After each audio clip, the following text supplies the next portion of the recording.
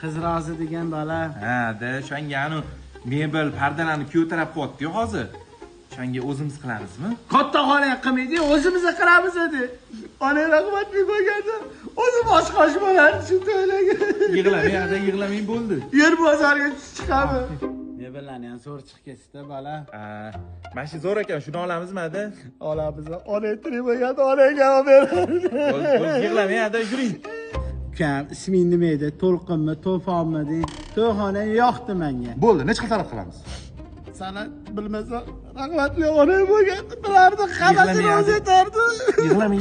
Buni qilib berilma, qatdan bilaman. Yur, barakat. Ne chiqib ketdingiz ada?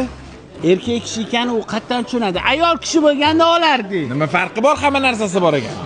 Gap qaytarishingni qara, rahmatli onang bo'lganda shunaqa gap qaytarmasdi. Onang tashlab ketdi, yur. Voy, assalomu alaykum, kelinglar. Va alaykum assalom.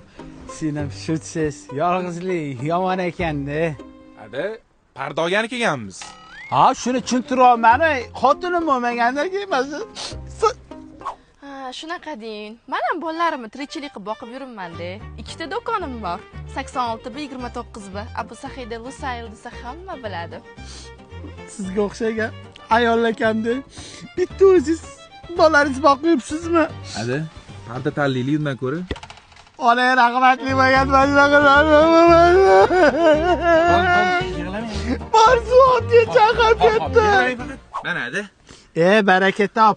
Endi to'yni tezlashtiramiz, bolam. Pardalar hal qilib qo'ydingizmi? Senga oyi hal qildi. Ada, meni to'yimchi.